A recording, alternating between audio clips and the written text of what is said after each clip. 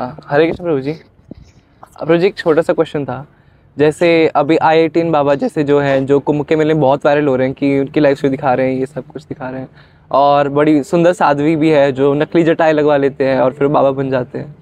और तो प्रभु जी जैसे, और ये कैसे छोड़ कैसे थे सब कुछ चीज़ें, और जब इनसे क्वेश्चन आंसर्स पूछते हैं तो काफ़ी इमेच्योर से और काफ़ी इररिलेवेंट से इनकम्प्लीट आंसर्स मिलते हैं।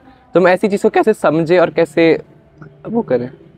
ओके, देखिए वैसे तो देखा जाए तो बहुत रिलेवेंट क्वेरी है और सभी के लिए जानना, जो ज्ञान में स्थित है और जो ज्ञान में स्थित नहीं है ना। लेकिन अगर आप ध्यानपूर्वक समझोगे इस चीज़ को तो जैसे एग्जाम्पल देते हैं, जैसे नीम के पत्ते इसने खाए हैं और जिसने गुलाब जामुन खाया है, तो नीम के पत्ते इसने खाए हैं, उसको पता है कि गुलाब जामुन का स्वाद क्या होता है ना। जिसने गुलाब जामुन खा लिया तो वो नीम के पत्तों के लिए नहीं जाएगा, राइट। इसलिए गीता में कृष्ण कहते हैं 2.59 विषयाविनिवर्तन्ते निराहारस्य देहिनः रसवर्जम रसोप्यस्य परम दृष्टा निवर्तते। जिसको हायर टेस्ट मिल गया उसको लोअर टेस्ट वो छोड़ देता है, इसलिए उनके लिए बहुत ईजी हो जाता है, राइट। और दूसरी चीज जिसमें समझनी महत्वपूर्ण है वो ये है कि साधु जीवन, जिसने इस जीवन को अनुगत किया है, अनुगमन किया है, आध्यात्मिक पथ पर है, सबसे पहले तुमको प्रणाम करना चाहिए, नमन करना चाहिए। वेरी इंपॉर्टेंट कि बहुत इजी नहीं है जीवन।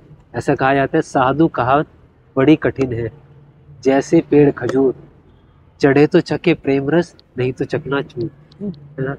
तो जो इस जीवन को जी गया तो बिल्कुल, खजूर का अगर रस किसी ने खाया ना, very sweet, very tasty, condensed होता है खजूर रस। एनीवेज, दूसरा पॉइंट इसमें जो समझने का, तीसरा कह सकते हैं, तीसरा पॉइंट इसमें समझने का है वो ये है कि धर्म के लिए जीना, धर्म के लिए मरना और धर्म के लिए मारना, ये तीन एस्पेक्ट्स हैं। तो धर्म के लिए मरना आसान है, लोग मर जाते हैं, सुसाइड बॉम्ब लगा लेते हैं, मार देते हैं लोग, मार भी देते हैं लोग बहुत इजीली, है ना। लेकिन धर्म के लिए जीना बहुत कठिन है, ठीक है।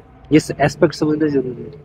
साथ में जो हम देख रहे हैं, अभी आप कह रहे हो आई18 बाबा के बारे में बात हो रही है, या फिर स्टीव जॉब्स की वाइफ आई, लॉरेंस पावेल नाम है ना, और बहुत अभी बता रहे, अभी और भी लोग वायरल हो गए, फ्यूचर में कि 1 महीने चलने वाला है कुछ। तो साथ में अगर आप देखोगे ये भी है, क्या कहते हैं, एक कोई सुंदर साध्वी के बारे में बता रहे, बहुत सारे लोग होंगे वायरल। तो ऑफ कोर्स अगर देखें तो अंश मात्र में देखा जाए तो संसार में 6 ऐश्वर्य पाए जाते हैं, और वो 6 ऐश्वर्य भगवान में भी पाए जाते हैं, एब्सोल्यूट ट्रुथ में भी पाए जाते हैं। तो 6 ऐश्वर्य कौन से हैं? जो इस संसार में, जो हर बेसिकली संसार के जीव में पाए जाते हैं, अंश मात्र, है ना, बहुत ही अणु मात्र।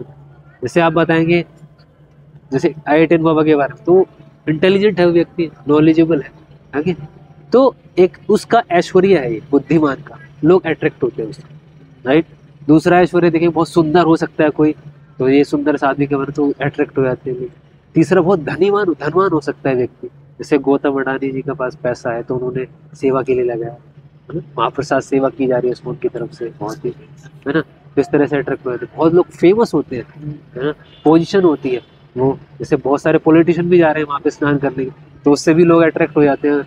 मे बी कल परसों के लिए जैसे मोदी जी ने डुबकी लगाई, योगी जी ने डुबकी लगाई, डिफेंस मिनिस्टर वहाँ पे आ रहे हैं, बड़े बड़े लोग आ रहे हैं। साथ साथ में एक वैराग्य बताया गया, ईश्वर वैराग्य भी अट्रैक्ट करने वाला। जैसे आप देखोगे नागा साधु होते हैं, है ना, वैराग्य धारण कर लेते हैं, लोग जा रहे हैं देखने के लिए, बहुत कुछ छोड़ देते हैं। तो इस तरह से 6 ऐश्वर्य संसार में अंश मात्र में मिलते हैं, लेकिन पूर्ण मात्र में तो एब्सोल्यूट ट्रुथ में भगवान नहीं होते, राइट।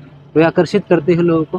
तो हम देख सकते हैं इनका आकर्षण तो है, लेकिन सब, एक व्यक्ति के पास धन हो सकता है, और बेसिकली ऐश्वर्य हो सकता है, फेम हो सकता है, और क्या कह सकते हैं आप, उसके पास बुद्धिमत्ता हो सकती है, नॉलेज हो सकती है, लेकिन इन सब को छोड़ के व्यक्ति देखिए सनातन की ब्यूटी, स्पिरिचुअल लाइफ की ब्यूटी देखिए, वो सब कुछ छोड़ के, लेकिन क्या, इसको फॉलो करने के लिए, है कि नहीं। बहुत इवन मैं आपको एग्जांपल देना चाहूँगा, Julia Robert, I think so, और जो हॉलीवुड के जो फेमस एक्टर्स हैं, विलियम स्मिथ, ये लोग भी बहुत अच्छे से फॉलो करते हैं सनातन की संस्कृति को, जो भी मतलब जो उनको अच्छा लगता है, दे फॉलोज एज इट इज।